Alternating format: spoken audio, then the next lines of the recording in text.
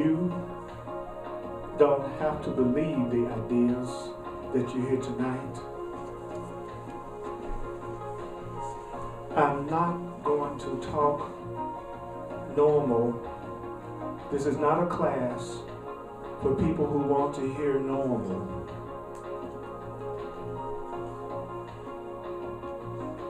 This is a class called The Way of Mastery. You don't have to believe the ideas. You don't have to accept the ideas. You don't have to even welcome the ideas. Some of the ideas you're going to find hard to believe and quite startling.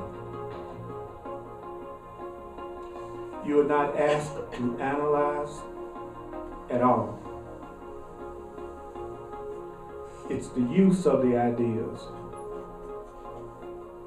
that will give the ideas meaning to you and will show you that the ideas are true. We're going to go deep. Take a leap.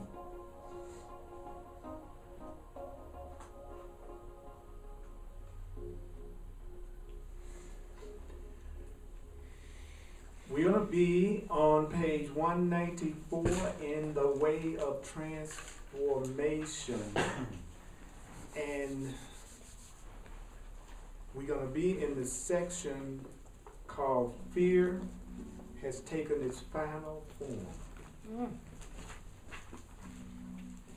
And this is going to be a mixture of the Course in Miracles and The Way of Mastery. And what I'm going to do is I'm going to read from The Way of Mastery and elaborate on it, throw it open for questions and comments for about 5 minutes, and then I'm going to cover some more so that we'll cover a lot of material and also get a chance to talk. And if I throw it open for questions or comments and nobody has any, then we're just going to keep going. This section is a section that describes the ego completely. And it says, fear has taken its final form. That's good news. I'm glad that this is the last form of fear. It says here, fear has condensed into its final form. So when it says here, it's talking about here, the physical world. There can be no further condensation of the energy that has become fear. This is as fearful as it can get. That's good news. For egoic consciousness is fearful consciousness. So the ego is fear. The ego is fear. One of the most common questions that I get from people is, how can I tell when I'm listening to my ego and when I'm listening to spirit? If you feel any fear, if you're getting fearful, frightening guidance, and your guidance is not making you feel less fearful and more peaceful and more loved and more supported, you're listening to your ego, even if it's telling you something that sounds like the truth. So it's no such thing as listening to love and hearing love and love's guidance, and you're being told something that has anything to do with attack or fear. He says, so the ego is fear. So every time in the Course in Miracles, if you're reading it, that you see the word ego, you could say fearful thought. My ego is making me do this. My fear is making me do this. Then it goes on to say, yet the ego is made of pure power, pure potentiality, unlimited creativity, rest assured you all have the experience of knowing just how ceaselessly creative egoic man can be. For without ceasing, the egoic mind knows how to immediately look upon another brother, sister, or event, or anything in that fast, in the twinkling of an eye, in a space that doesn't even require a thought. Ego consciousness can change its values, can change its perceptions, can change its values, can change its perceptions to create what it wants to create. The ego consciousness can change its perceptions to create what it wants to create. The ego consciousness can always see what it wants to see, and hear what it wants to hear, and feel what it wants to feel. What the ego wants to create is that which creates what continues its existence. So fear wants to create that which continues fear.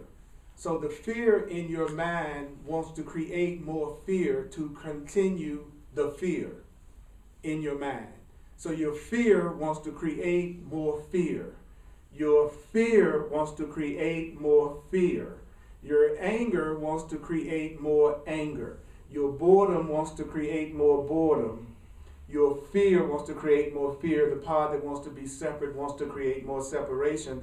And it says, much like in your physical body, when a cell becomes cancerous and decides to run amok and act as though it were not dependent on the laws of the body itself, they keep the body healthy, it begins to do what? Cancer begins to create cells like unto itself. Cancer is merely a misperception run amok at the level of the body that is thinking for itself, creating in its own image, rather than extending the image of the Creator and living out of harmony with the one mind that creates in radiant joy for no other reason than to extend the good, the holy, and the beautiful. Yet God does not create limitation, and therefore God does not withdraw creativity from the power of the ego. Rather, because God is love, all power under heaven and earth is available and can be tapped into by egoic consciousness.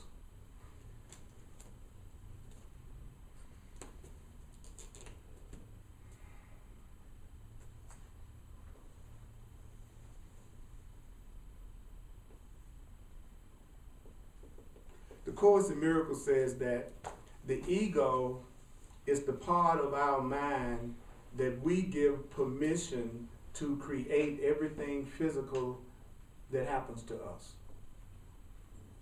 That your ego is actually been given permission to create whatever it is you believe about yourself at any level.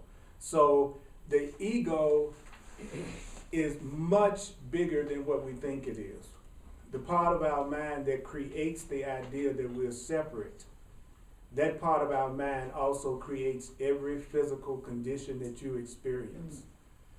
So you're literally giving a part of your own mind, the mind that is imbued with the power of God, the power to adjust your reality to fit whatever you believe about yourself. You are so powerful that every single thing that's happening to you, you are creating it through the part of your own God mind that you've given permission to physically create whatever it is you believe and whatever it is you fear or whatever it is you love. So that's what the Course is saying. God does not create limitation, and therefore God does not withdraw creativity from the power of the ego. Rather, because God is love, all power under heaven and earth is available and can be tapped by ego and egoic consciousness. So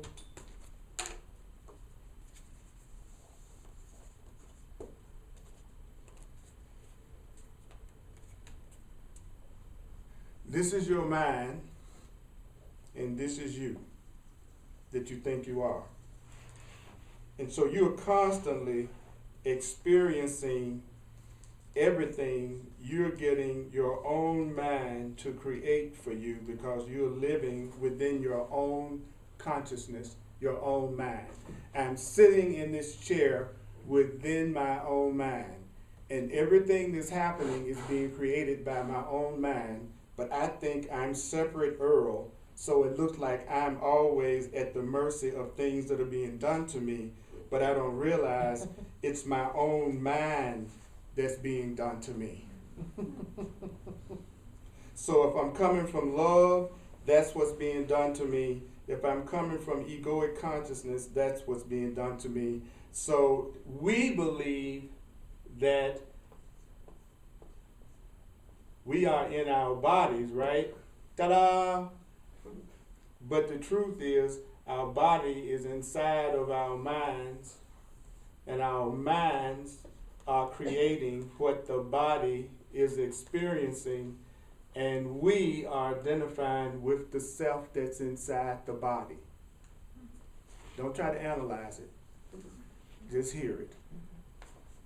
You are living inside of your own mind, and everything that's happening to you is coming to you from your own mind. So the Course says that the physical form, what is then, he says, so what is egoic consciousness? You all know what it feels like to be absolutely certain that you are separate and alone. You all know what it feels like to be absolutely certain that you must rely on your own thinking processes, and that no one beyond, not just the boundary of your body or skin, but no one beyond your unique contracted sense of I has any connection to you whatsoever, and guess what? And no one cares. So what is egoic consciousness? Egoic consciousness is, I'll say it again, I am separate, I am alone, I've got to rely on my own thinking processes, and that no one beyond, not just the boundary of your body or skin, but no one beyond your unique contracted sense of I has any connection to you whatsoever. I am sitting in this chair, I am separate from you, I have a contracted sense of my I am Earl, and I have no real connection to you whatsoever, and guess what? You don't really care about me.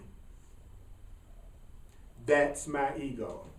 That is egoic consciousness.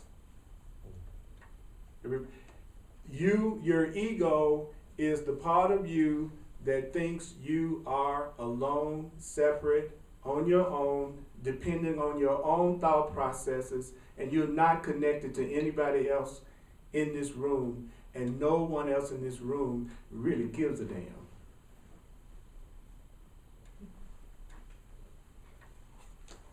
Your ego is the part of you that would come into a room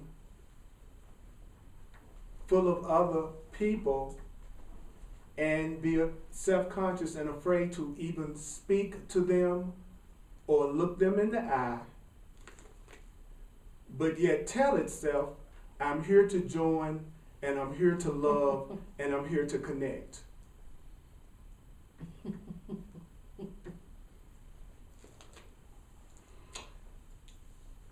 How on earth am I going to make it?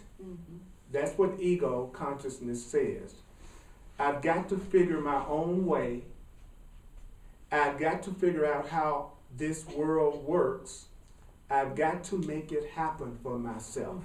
If you say any of these things at any time at all during the day, you are experiencing and coming from your ego consciousness. So have any of you today had any of these thoughts?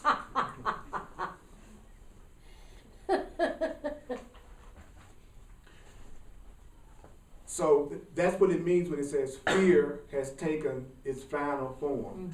Fear has taken its final form. The Course in Miracles says fear is what makes the ground beneath your feet seem solid, and that you are actually walking on a concrete form of fear. That's what this is. It says this is fear in physical form. Are we overanalyzing this? You might be. You might be.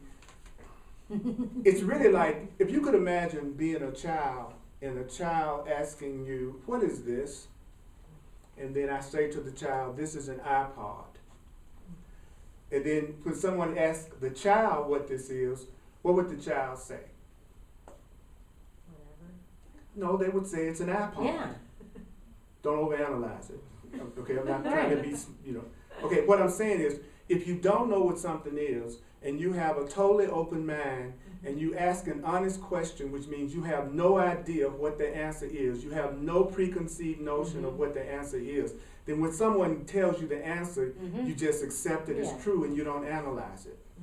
If you already have a preconceived notion about what something is or what things are, whenever you get the answer, then you question it because it doesn't fit in with your concepts about what something is. So there's a difference between asking an honest question and asking a dishonest question according to the Course. A dishonest question is whenever you ask a question with an answer in your mind when you ask the question. That's never an honest question. An honest question is every time you ask anything where you don't have a preconceived notion of what the answer should be. Then you receive the answer in peace, because then you're not analyzing it, because you're not comparing it to your preconceived notion of what you should have been told. That's why it's hard to teach adults. Adults always have preconceived interpretations and judgments about everything. And then they ask questions, but they only want the answer to fit in with their preconceived notions and judgments about what they think it is. So if you don't say their preconceived notions and judgments and beliefs, then an adult usually says, I don't believe it. That really wasn't the answer. When you grow spiritually, you have to get to be, like when Jesus said, be as a little child. That's what he means. You've got to get to that point, if you're going to grow on the spiritual path, Earl, that you always ask questions without a preconceived notion of what the answer is, so that you can get the answer that was made for you. So that's what I just did out of the book. It didn't give us an answer based on anything that we learned. So we go, I don't understand that.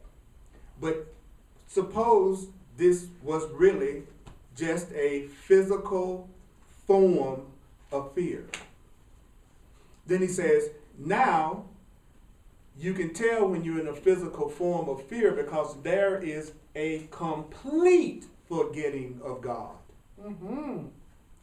So I'm sitting here asking if God is real, if there's a such thing as God, is there such thing as a creator, which proves I have completely forgotten God, and I am in a world of fear. Just like he's saying. What's so deep about it is that when you hear it, you really don't have to analyze it, because actually everything it's saying, you are experiencing it as he's saying it. I am in a world where it looks like it's total insanity and fear, and it also looks like I'm in a world that's forgotten complete love, which is God. And he says, we have forgotten God, we've forgotten that we're one, we've forgotten that we're spirit, and we've even forgotten our own soul. He says the body, now here's the definition of the body. He says the body represents a level of vibration. So your body is a vibration. And quite intelligent, very intelligent. There's a body consciousness. Your body is like a matrix of energy. The body is the very thought of condensation into human form. So you are energy, you are light, that has condensed itself into a human form out of fear and the belief in being separate. So the belief in fear and the belief in being separate is what produces physical human form. Fear's good. Well, it's very important to say that it feels good in order to remain in the limited state, because you wouldn't stay in the limited state unless you said it felt good. Okay, hold up. I'm gonna get to it just a second. Now, everything I'm saying will probably bring up resistance because I'm exposing the ego to the ego. So it's going to bring up every desire inside of us to defend form and to defend the body, because that's what we think we are. So nothing that I said had anything to do, notice I didn't say, it wasn't anything in this book that said hate the body, condemn the body, judge the body. It says, I'm just telling you where it originated from. It's neutral. It's not bad. It's not good. It's a physical form. It's a vibration that has been coalesced into form. Sort of like water into ice. You freeze water, it turns into ice. He's saying fear turns into form. Water frozen turns into ice.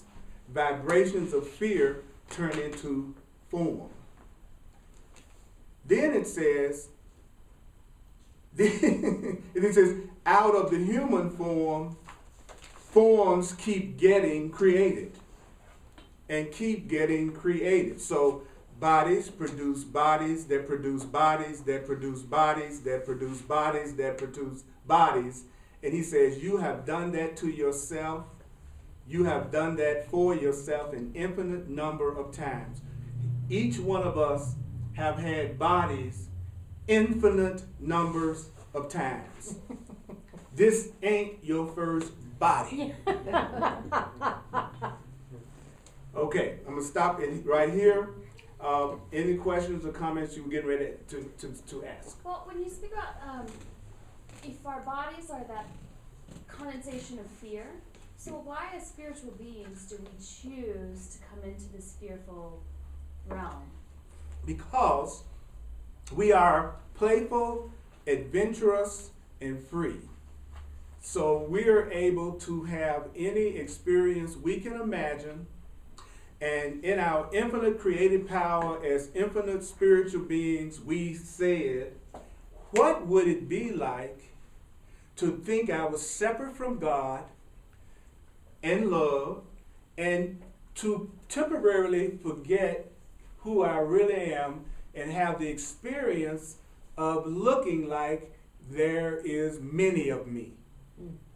So what we are experiencing is the desire to experience separation.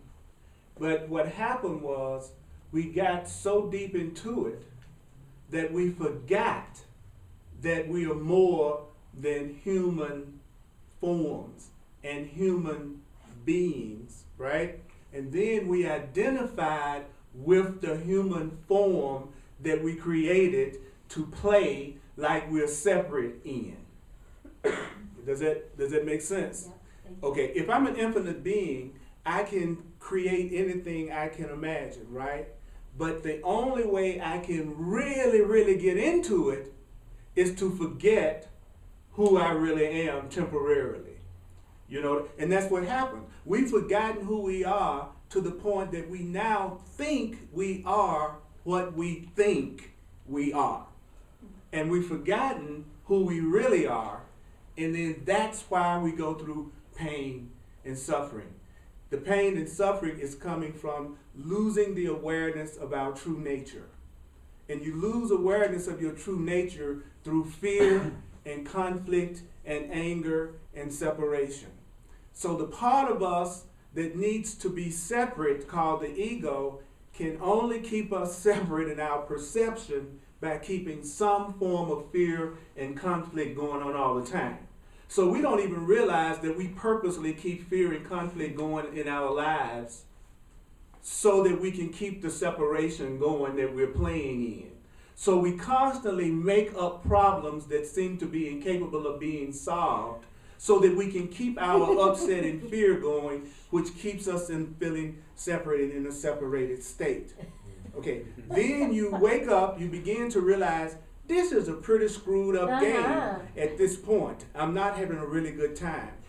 Then Spirit says, aha, so what we're going to do now is we're going to take this body that you created to think that you were separate, and we're going to take everything that you created, and we're going to use everything you created to bring you back to the awareness of love and to bring you back to the awareness of truth. So then you start to use your neutral body for joy, where you used to use your neutral body for pain and guilt and separation.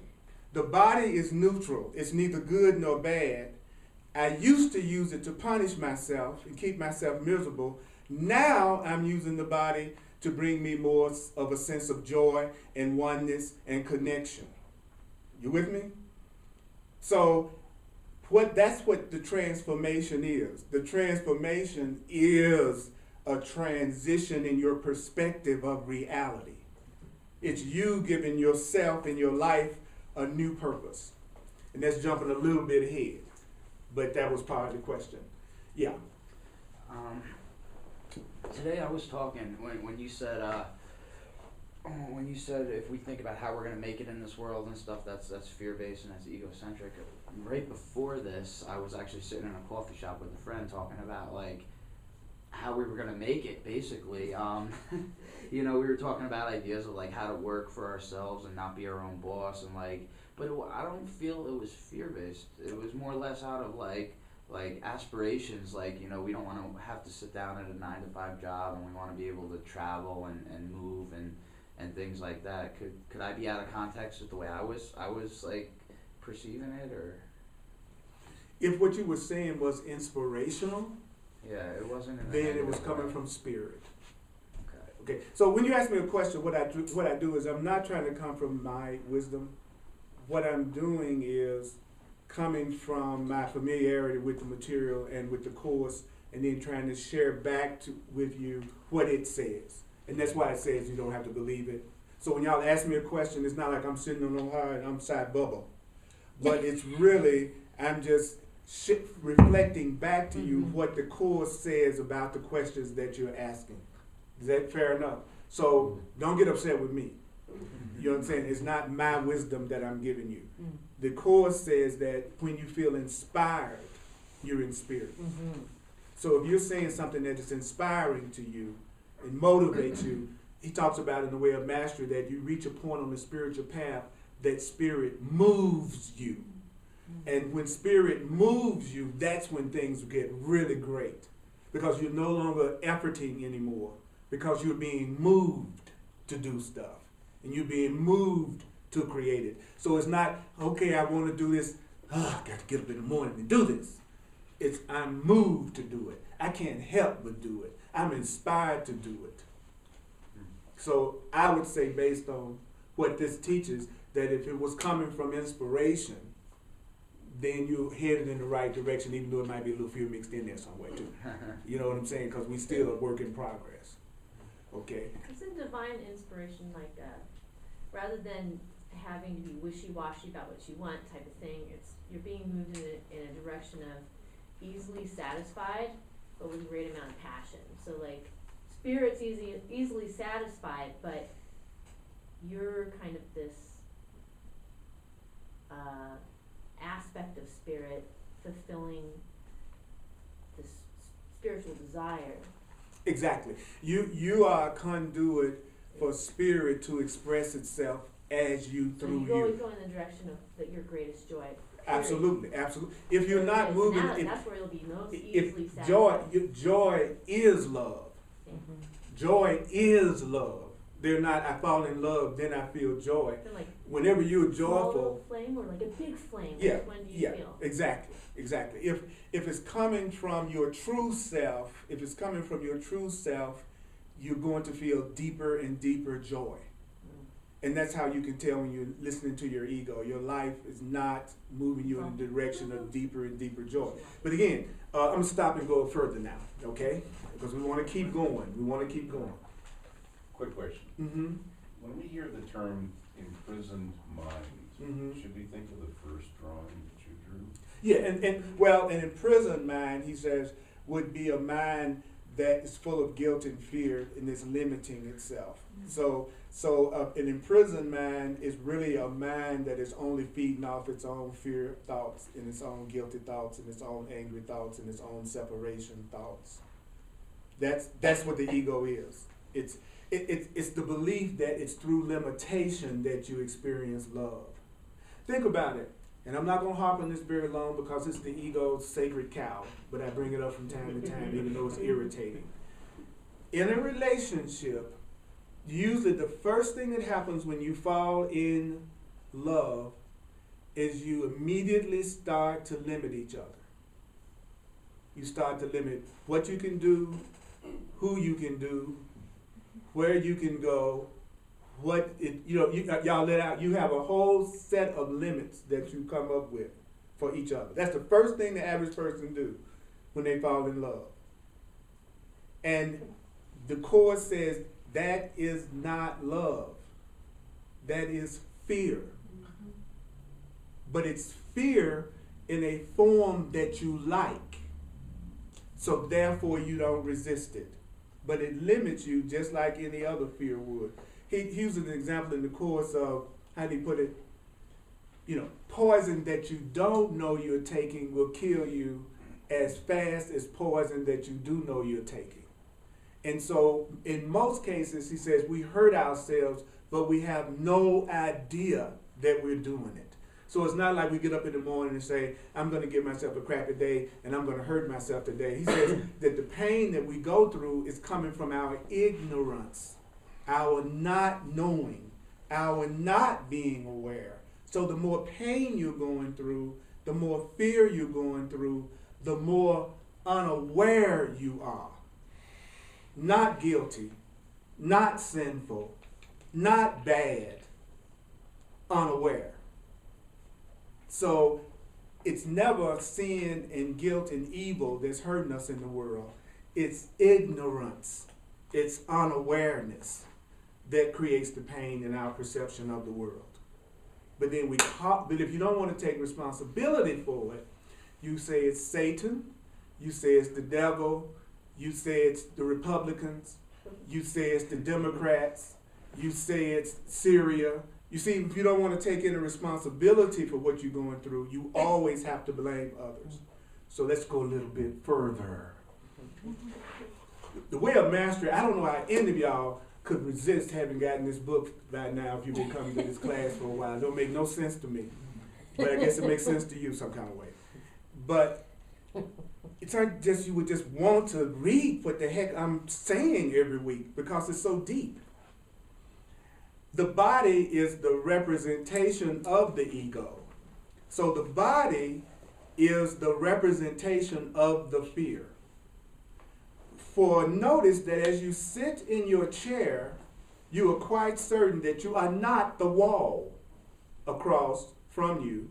As you sit where you are in your chair, your consciousness, your awareness tells you that you are not the reader, that you're not this, you're not me, and your consciousness tells you that you didn't write the book, that you're not the author either.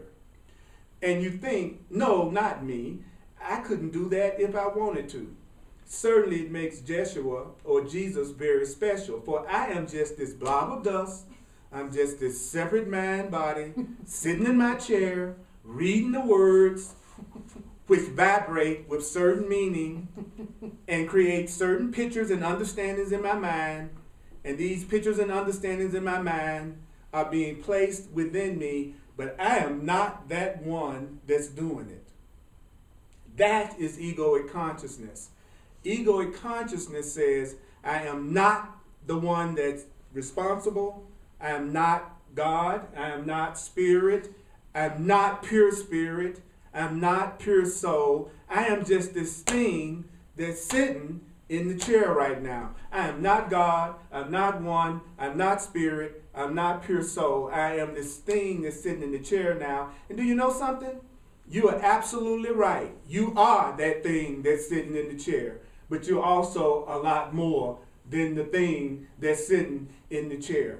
You are more than the body that's sitting in the chair. You're more than the you that you think you are. I'm more than what I think I am. I'm more than a black man named Earl that's an American that's teaching this class. You're more than you think you are. So the egoic mind is that which creates the separated perception that it is only one tiny, thin slice of the pie. The egoic mind creates a delusion, a distortion in consciousness itself, like a little blip on a radar screen that tells the one watching the screen that there is something there. The egoic mind says, I am separate, I am alone, I cannot think with the mind of God, I cannot experience unity consciousness, I cannot be as Jesus is, no, not me. I am too small and too weak, oh, I just don't have it together yet. Maybe someday I'll have it together, but I don't have it together yet. He says, yet all the while, you are that one. You are the power of God. You are the Spirit. You are unlimited. You are creating what's happening to you to the most minute detail. By the power of that one, you have the potential to think the thought, I could never be like Yeshua was. I'm really too small. I'm too fragile. I'm too weak. I'm too stupid. Oh, Christ consciousness may be there for someone else. Divine consciousness may be there for someone else, but not for me. The whole while, that very thought must use the power of God, for that power is life. That power is pure being. That power is the real world. That power is the only thing that exists, period. Many times people ask, how can I change my experience? That's a very common question. I want to change my love life. I want to change my financial situation. I want to change. Do you know that what we're doing right now is how that happens? That if you're ever going to have a different reality, Earl, then you have to remember this. I have to think different thoughts if I'm going to have a different life. I can't have a different life if I keep thinking the way I was taught by the world and society. Nothing is going to change if I don't learn a new script. This is your new script. It's just like you're an actor in a play, and you used to play the part of someone who was miserable and unhappy, and you had a story or a role that went with that, and you memorized it, and you learned it, and you heard it over and over again from your mom and your father, your sister, brother, what you told yourself, until you made that suffering self real. Now the truth is saying, Earl, if you want a different reality, you're going to have to give yourself some different thoughts. But they're going to be so radically different that you must not believe that you have to believe it first. I'll say it again. If you're going to get a new thought system, you have to let go of the idea that you have to believe it first. What you do is you make the decision you don't have to believe it, but you're willing to hear it. And then from your willingness to hear it and repeat it over and over again, the Course in Miracles says, then you get to the point that you begin to entertain that it might be true more and more. And then one day you accept it as true. I am powerful, I am innocent, I am unlimited, I am creating my reality, everything is coming from my thought. and you accept it as true, and he says, you recognize the truth in one instant, he says, and then you change your whole world in the next instant. Your whole world would shift in the very next instant. But that doesn't happen without repetition. And repetition is what you get in classes like this. And repetition is what you get when you read books and listen to tapes. Because the repetition that we're hearing from the ego in the world is creating the life that we don't like. So if I want the life that I do want, I've got to give myself brand new thoughts. But here's the good news. Truth doesn't take as long to manifest and to work as it does to try to make what's not true work. So the truth works fast when you start to let it in. So it won't take you as long to undo your fear and unhappiness as it took for you to make your fear and unhappiness. But it does require repeating the truth to yourself until you begin to accept it like you have accepted the other stuff that you believe.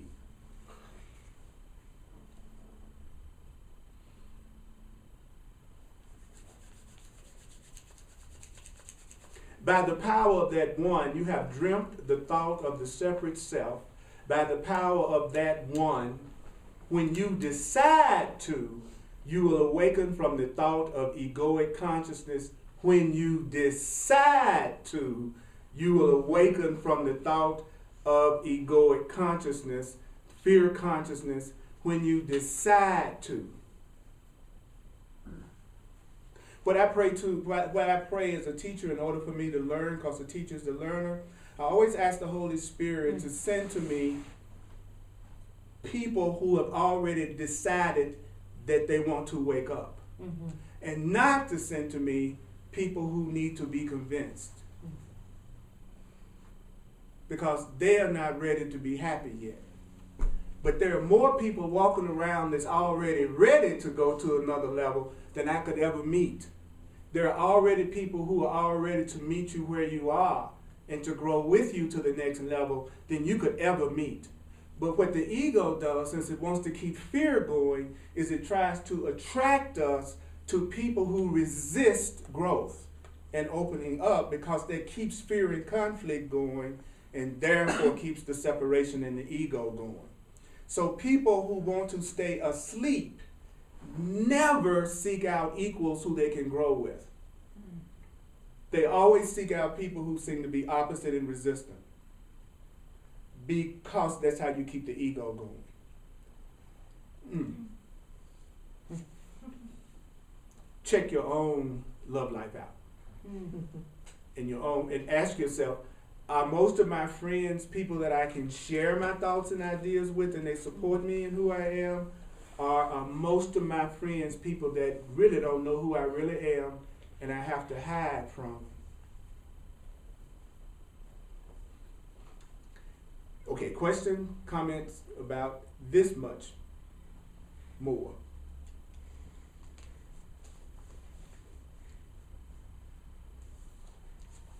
Is there anybody that doesn't understand what you just heard? Not that you necessarily had to believe it, but you didn't get the premise of what was just said. Somebody had a hand up over here. Well, that was before you asked the second question, but so does this all come around to the basic thought concept that our only problem is our sense of separation from source? That's the only problem that we have. And that one problem takes a variety of appearances and forms. So we call it our health problem, our money problem, our relationship problem, our job problem, our car problem, our problem with our family. It's just one problem. We have forgotten that we are divine, and we've forgotten that we are light beings. We've forgotten that we're unlimited consciousness that creates its reality through its own thinking and feeling. So we're constantly creating the stuff that we're going through and then projecting out like it's somebody or something outside of ourselves that's doing it to us, and they show up to witness back to us what we believe is true. So we literally create our own perpetrators. We create our own enemies. It's only at our own consciousness coming back at us because we don't even realize that we're the one that's creating it. And until someone makes us aware of that, then we create it over and over and over and over and over again and stay on this treadmill of one problem after another one, after another one, after another. I get this one solved, then another one happens. Then I get this solved, then another one happens. Then I get this solved. And the Course in Miracles says you can't solve all the problems in the world, and that you shouldn't even try to solve all the problems in the world. That you should only solve the problem of you thinking you're separate from God. That you think you're separate from Source. That you think you're separate from each other. That's the only problem. That's the one problem. That's the only problem. And he says, whenever you think there are many problems, then you create a situation where none of your problems are solved. So the idea that I got many problems actually creates the failure that I'm experiencing in getting rid of all my problems. That you don't begin to see your problems vanish until you start saying, I only have one problem. And it's already been solved. Because I'm already connected to Source. I never was separate from Source to begin with. Now, we just heard the answer. The Course says the answer will not seem relevant. Now, what they got to do with my MasterCard deal that they do? See, he says, you know why he says the answer doesn't seem relevant? He says because you already think the problem is something else. So when you get the answer, it doesn't mean anything to you, rightfully so. Because I already think the answer to a money problem is the lottery. The answer to my relationship problem is just finding somebody that's right for me, that's going to make me happy. You see, we've already decided the answer. So he says when you get the real answer, it has no relevance to you whatsoever. So it's not like even Spirit expected us to jump up and down with excitement. Okay? It's just, I'm going to tell you, you might want to think this is a flat screen, but I'm sorry, it's a pair of glasses. And your reaction to it doesn't change the fact that it's a pair of glasses, right? So if our problem is our sense of separation from God, love, and Source, that's just a fact. I can deal with it tonight, or I can deal with it 20 years from now, but sooner or later, I'm going to realize that's the only problem I got. And so I could save myself 20 more years of thinking the problem is something else and trying to solve my problems in other ways, or I could go straight to the source of the problem and experience joy right now. There is not a person on earth that's going to make you happy. There is not a job on earth that's going to make you happy. There is not enough money on earth to make you happy. There's not a body you could get that's going to make you happy. The Course says the one thing that you can always tell when it's something that your ego wants you to get and something you get through your ego consciousness. He says, if you get it through your ego consciousness, there's one telltale sign that it didn't come from Spirit. You are not satisfied. And you want something else immediately. And he says that's how you can always tell when what you just acquired came from your fear and your ego.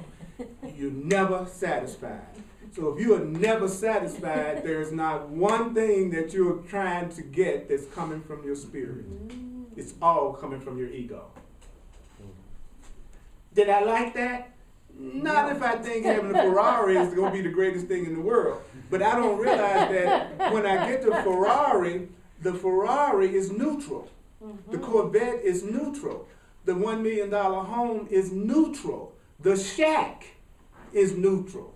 It's neither good nor bad. I'm going to use my mind to project onto it that it makes me happy. So my happiness is coming from the projection of my own thought onto the Ferrari, not from the Ferrari. And when you realize that, you'll know the secret of happiness. The person who knows the secret of happiness is the person who knows they're the one that's giving everything all the meaning that it has for them. Do you know that that there would be nobody you would be incompatible with in a relationship if you 100% believe that your happiness was your responsibility. At that point, there would be no incompatible person to you, because you wouldn't be looking for them to make you happy, so you wouldn't have anything to be upset with them about, and you would be in total peace with the person you were with. Your unhappiness with them is coming from them not meeting a need you've made up that should make you happy. I think you bringing me flowers home every night would really make me love you.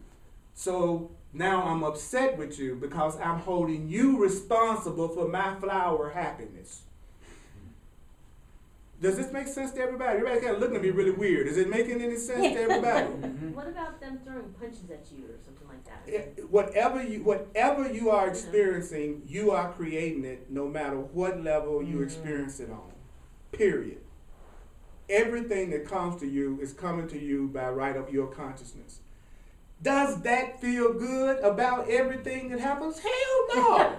I'm not expecting y'all to feel good about everything that I'm saying. It just doesn't change the fact. Yeah. I'm sorry. It doesn't change the fact. But you know what? We just discovered why most people don't follow the spiritual path. Because to follow the spiritual path, you can no longer be a victim of anything at all. Because you are all powerful child of God. You are not a victim of anything. You're either a victim or you're not. I don't like that. I still want to blame some people for some stuff that's going down.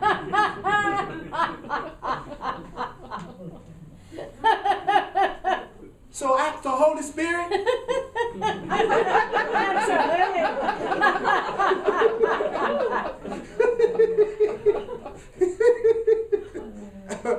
Anybody else?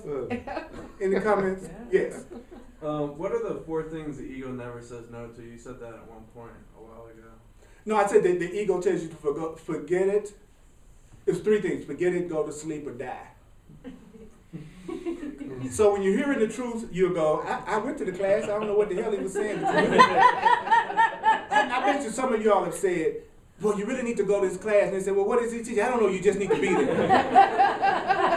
You know, that you couldn't find any words to describe my class. Anybody had that problem? And you just say you need to go there. So why? He says, forget it. Go to sleep, and you know that's. I mean, from up here, sometimes y'all be like shocked if I just take the video going that way, and I just one day on the website it was just y'all, and you get a chance to see some of the faces that I'm looking at up here. You know, there are all kinds. There's, and then there's. I'm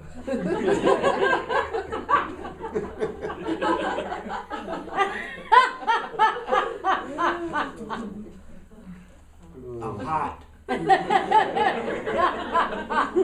It's cold in here. I gotta pee. Bad. In the Course in Miracles, I'm telling you, it says in the Course in Miracles that when you start to hear the truth, your ego pumps up your body appetites. That your ego, which is the part of you that's identified with the body, it says that part of you draws your attention to your body as fast as it possibly can. So you'll be sitting up here and all of a sudden you find yourself getting so horny.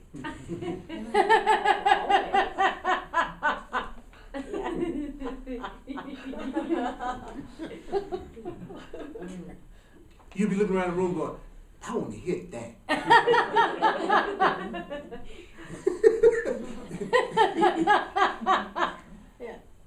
At churches, they got a special on Tuesday. You can get 2 pieces for 99 cents. I can't wait to get there. How many of y'all know what I'm talking about? Your attention gets drawn to your body, or all of a sudden you're completely sleepy. You could have been like wide awake, and all of a sudden you just can't hardly hold your eyes open until somebody said, I saw somebody kissing somebody on the side of the building. What? You know, it's like it has to be something related to the body to get the ego Yeah. interested. The Course says it's got to be something related to power, Yeah. something related to specialness or fame, or money, Mm-hmm. or physical pleasure. That if you're not talking about power, fame, specialness, money, and physical pleasure, the ego ain't interested. The separated mind is not interested unless it's tell me how I'm gonna be more powerful, tell me how I'm gonna be more special, tell me how I'm gonna get some more money, and tell me how I'm gonna get some more physical pleasure, Purdy. Mm. And if this class isn't doing that, my ego is not really Uh-huh. interested, brother. So how does the Course undo that? Like the Course is so deadly. How does it undo that? It removes the thought of sin. It goes, you're innocent. Even if you want power, fame, money, and physical pleasure, you're still innocent. Takes all the guilt away, and you'll find that when you know you're free to do something and you don't feel guilt about it, you have total discipline about it. It becomes something you could do or not do, and it's perfectly all right with you. The more you realize you're innocent, no matter what you do, you'll find that you won't do half the things you thought you would do if you thought you were innocent. It won't even matter anymore because it doesn't give your ego the fear and guilt that your ego needs to survive. So when you feel guilty about your sexuality, when you feel guilty about money, when you feel guilty about specialness, then the ego makes it more enticing. The minute you make it okay to have it and okay not to have it, it doesn't rule you anymore and you go to the next level of consciousness. So you transcend your ego by allowing. You don't transcend your ego by sacrifice. So you'll get over your desire for something the more you can have it than you ever do when you think you're being denied it. And that explains what happens a lot of times when people finally get together in a relationship and they find that the passion that they once had is beginning to diminish. It's because they're completely available to each other. So you have to be really conscious to appreciate what you can have. That's how you can tell when you're getting aware. You'll be glad and appreciate what you have instead of getting bored with it because it's available to you. So the best state for an ego person is separation. If you think you're separate from another person, you all will enjoy each other more if you stay separate and then come together at appointed times and then separate and then come back together at an appointed time. You call it a date. If it's not love, you can't be together all the time to keep the excitement going. If it's not love, you have to separate, come together, separate, come together. Because you got to have the separation to create the desire for each other. If it's love, the more you connect, the more you want to connect. And the more excited you get about the connection and the appreciation grows. So love makes you want to join. Fear says every now and then. And that's beautiful. I think it's beautiful that until we love each other, we can get away from each other. I'm glad that I don't have to be with anybody all the time if I don't really feel love yet. Give me some little space, because then you get a chance to see me when I'm ready. Right? How many of y'all get upset when people just drop in unexpectedly? It's because you know you need to get your mind together before you connect with somebody. Yeah. All right. Ah! Whoa. Now, why is all of this important? Is that in the book? It's right there. Ah! Pass this confound list around again, so that I can let people know about stuff when they need to. Because those of you who are on the list, you knew there wasn't a class last week. No. Because better I agree. sent out notices about it. So really, especially going into the winter and the fall, you want to make sure that I'm able to let you know when I'm in town and when I'm here. Because the only way I can do it is through email. And anybody knows I don't send you stuff every day, so I don't worry you half to death. Beloved friends, the way of transformation requires that there be that which exists in form. You exist in form. You are sitting in a chair. You know the space and volume of a human body. You know the particular thoughts that you identify as your own. Now he's going to describe sex in a very interesting way. He says, you have a history to that body-mind. He's what he calls us, a body-mind. I love that. That emerged from sexual desire. You are a body-mind that emerged from sexual desire between two beings called parents who got together. I love that. I said this again. Who are you? I'm a body mind that emerged from sexual desire between two beings that call themselves my parents. And a little thing, or not so little thing, wiggled. It's right here. And a little thing wiggled its way up to touch another thing. And then there was a burst of light. You probably went, God! I thought it was an orgasm. It was a burst of light. Some of y'all have more than one burst. Depending on how good the night was. And then a pure spark, a pure soul made a decision from intentionality to become fixated or identified with as a physical form. So you made an intentional decision to come into the physical form. I'll say it again. You made an intentional decision to come into a physical form. So having a good time on a Saturday night is the source of your being. That's right here in the book. Where did you come from? Having a good time on a Saturday night. He said that's a source of your being as a bodily being. Sometimes it's kind of deep to think of what my mother and father did for me to be born. You ever thought about that? Could you even picture it? Yeah, they were good looking. Yeah, I mean, most people can't picture their parents having sex. It's like a thought that just too much information. They can't handle it. I can remember being about 6 years old, and I walked in on my parents having sex, and I still remember to the day. I was traumatized. My father was really like a little slender, light-skinned guy, like light as you. My mother was a larger, stout, real chocolate woman.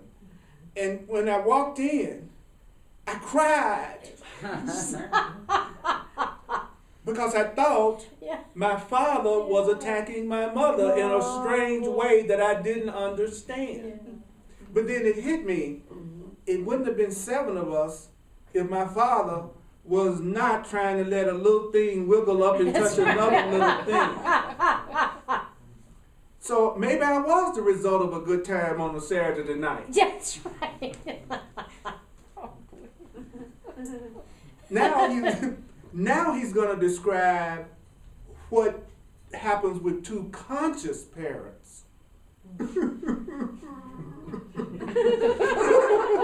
Why didn't we have those kind? Yeah. You ever wonder? I mean, some of y'all might, but I didn't. I mean, I had loving parents, but they weren't awake. It's a miracle we're here tonight. Yeah. I mean, I'm not saying our parents wasn't cool and did the best they could, but it's rare that we're raised by parents who are talking like this, right? If you were lucky, both parents consciously desired to use the body as a communication device for teaching only love. And they gave one unto another. I want to use my body tonight as a teaching device for only love. So I want you to, I'm going to give your body to me. I'm going to give my body to you, and I want you to give your body to me as a device for teaching only love.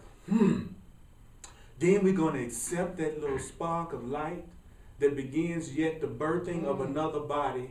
And clearly we're going to invite another soul, our child, to come in and abide with us.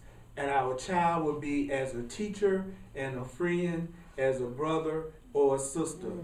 They said that's the way conscious parents have children. I'm ready. I love you. Let's come together using our bodies as teaching devices that allow us to bring into this experience that we're going to invite into our relationship another soul. Didn't say our child. Said another soul, right? To come and abide with us as our teacher and friend and brother or sister. He says, unfortunately, that is yet rare upon your planet.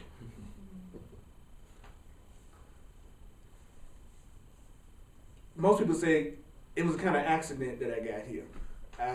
My parents really wasn't expecting me. That is the matrix into which you have descended time and time and time again. And as you have come to teach yourself that you are just a separate, lonely, failing, weak individual, you have come to teach yourself that you are just a separate, lonely, failing, weak individual. And you know what it is when you feel weak and you feel insecure? Your ego is so cruel until you learn to love yourself that it seeks out the very person who will never validate you to be the one that you want to validate you the most. It'll make you fall in love with the person who will never say that you're a beautiful spark of light that I love that's unlimited. It will make you want to get that person to say loving things to you, and you ignore all the other love that's coming at you because you want that person who won't say it to you. Because he says that keeps the feeling of separation and loneliness and depression going, which keeps the separation going. So if you want to be separate in fear, you can't fall in love with someone who will treat you with love. You won't even be interested in a person that treats you lovingly. That's the last person that'll turn you on. There'll be no polarity, no turn on. It's got to, for the ego to be turned on, it's got to be a little bit unavailable. Can't be available and be loved by an ego mind. So how do you protect yourself from ego, fearful people that are parts of yourself? Be loving. They'll never be attracted to you. They will pass you by every time. And that's why that's how you're protected on earth. You just won't attract them into your energy field because they'll have no interest in love. Fearful people are attracted to fearful people, not loving people. They touch loving people lightly, but would never try to be in relationship with one. So nice people are dealt with lightly, and people who create conflict is where the primary concentration of energy is to keep the ego going. So the ego needs conflict to survive. The ego needs conflict to survive.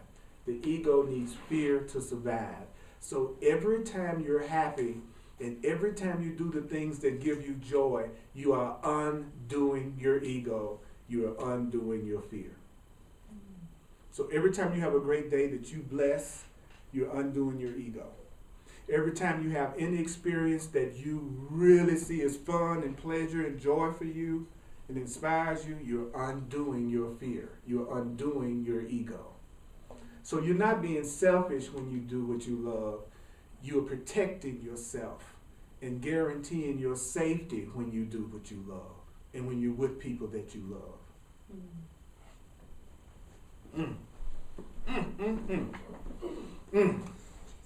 All right, I'm gonna stop right here, and we're gonna do the financial expression of appreciation, and then we're gonna do a wrap up of what we've covered tonight into like a cohesive thought system that we can work with. Those of you on the internet, Thank you so much for the emails and the information and the stuff that you all have been sending me. It's been so awesome. And I'm available for one-on-one sessions called Clarity Sessions. And it's explained on my internet site, earlpurdy.com. And I'm available for personal counseling and mentoring to get in this stuff if you're ready to really get down on it and make a change. That's what I want to do too. So get in touch with me. We can have personal sessions, those in the room as well as online, because I really want to change my mind, and I really want to take responsibility for my experience, and I really want my life to be happy and full of love, and I want to be a means for love for other people. And so I'm inviting everyone that shares that goal with me to join with me so we can do it together, because we can't do it alone. I'm tired of trying to do anything alone. It's not necessary. It's not necessary. I want to be happy, and I don't want to think that anybody else makes me happy. I'm going to let go of that belief. I don't want to believe anyone else makes me happy. It's the surefire way you'll never be happy.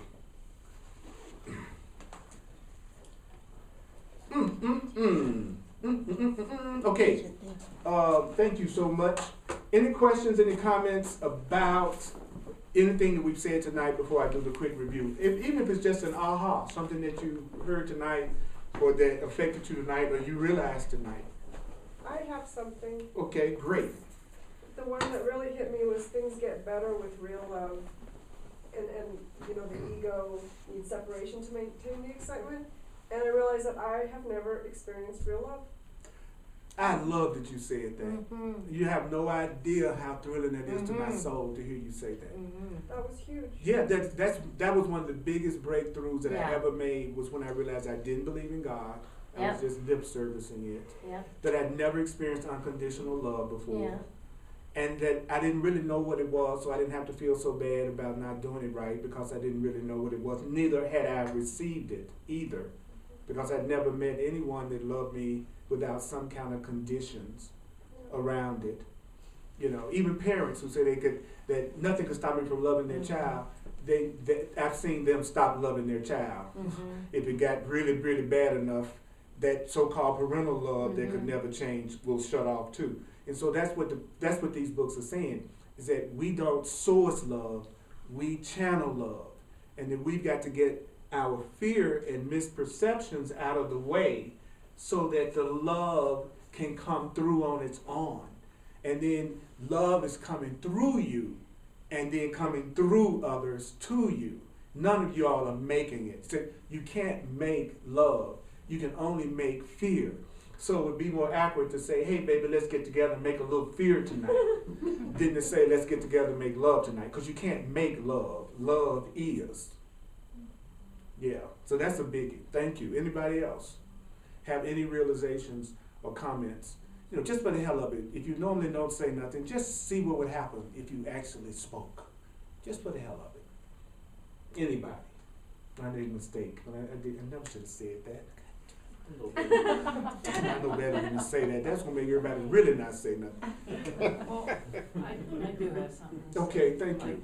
Thank you. I feel stuck because I've probably made the mistakes of being fearful and have hurt people that could have loved me. Beep, beep, beep. You can't hurt anyone. You've never hurt anyone. Ever. Ever. You can only hurt yourself in your perception. They can only hurt themselves.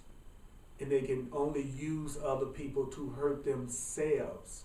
And you can only use other people to hurt yourself or heal yourself. But you can't hurt anyone. Now, I'm just sharing the truth. I'm not saying that we believe it or that that's how we experience it. But saying that you hurt someone, the purpose of that is to make you feel guilty. And in your sense of guilt, you're maintaining your sense of separation and you're forgetting of the truth in God. So the real reason your ego is looking at it that way is to keep your ego going. That's the truth. Because tonight you were given another way you could look at yourself, right? And then the temptation is to still choose to look at yourself the way you did before you walked in the room, which is, I've somehow hurt someone, I'm not enough. You know, that's what he's saying. That's the egoic consciousness. So the purpose of this class tonight was not necessarily we were going to get rid of our ego consciousness tonight. The purpose of the class tonight was to learn how to recognize ego. Because it's through the recognition of your ego that you undo it. Is everybody clear about that tonight? It's not about you trying to figure out how not to have any fear and to love everybody tonight. Tonight was about you being able to recognize when you're coming from your fear, egoic consciousness, as opposed to when you're coming from your real self and your truth consciousness. Because most people don't know the difference, and they think they are their egoic consciousness. I think I am the person that's separate and upset and alone and confused and not enough. And what this book told us tonight was, that is not you. That's who you think you are, but that's not who you really are. That's a story you acting out. That's a script you written. That's an illusion that you made up about yourself to keep yourself separate from God and separate from love and separate from everybody else and asleep. That's the trick. So a holy relationship would be me listening to you say your story that you know very well and me not believing one single word that's coming out of your mouth. Even if I don't tell you I don't believe one single word that's coming out of your mouth. As a matter of fact, it's better if I don't tell you I don't believe one single word that's coming out. I don't believe none of that you just told me at all. But you need to feel safe enough to say it, because in saying it, you're releasing it. You're exposing it to the light, right? And then I can look at it and say, that's not the truth about you. You really are a loving being, and the only thing you've ever done is call for love. And maybe you did it in some weird ways, but all you really ever wanted was love. That's all you ever wanted, no matter what you've done, is you just wanted to be loved. That's what we all want. See, then you can feel safe to say how you feel about yourself. I don't join you in it, so I don't strengthen it, but you get a chance to say it and still be loved, which undoes it, because all of a sudden it's no big deal because I didn't see you that way. That's what the Course in Miracles calls a holy relationship. It's a relationship where the two of you are each other's saviors, because the two of you will not let each other forget the truth of who you really are. That's all a holy relationship is. I will not let you forget that you're not your fear, you're not your anger, you're not your guilt, you're not your body, you are more than that. But you have this body because you want to have this experience, and you need to start enjoying it because it's temporary, because you set it up to be temporary, because you didn't want to be in a limited state forever. So you need to be enjoying it and showing people it's possible to be happy in it, so that they'll know it's possible to be happy here. And the Course says if you say, I want to be an example of how happy you can be here, then you'll get all the support of spirit in the universe to help that happen. Because that's our job, is to show it's possible to be happy here by going about it in a way that produces real happiness, which is no longer projecting and blaming other people for what we are experiencing, and owning that we are the creators of our experience even when we're in the physical body. And then sometime getting down on a Saturday night and let some little things wiggle until we wake up to who we really are. However you define wiggle. That's good news. Cheryl, isn't what I'm saying good news? I think, don't y'all think that's good news?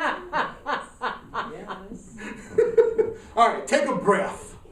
Take a breath. We're gonna finish it up. You all did so good. I'm so proud of us.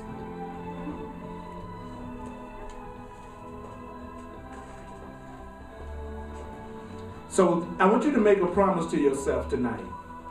This is the promise. I'm ready to use my body as a conduit of love. I'm ready to use my body as a conduit of love. I'm ready to use my body as a conduit of love. I'm ready to use my body as a conduit of love. I'm ready to use my body as a conduit of love. Now listen to this. This is a prayer I'd like you to practice. You might have to put it in your own words, but use this prayer this week. It goes like this. God, live your life through me today. God, live your life through me today. God, live your life through me today.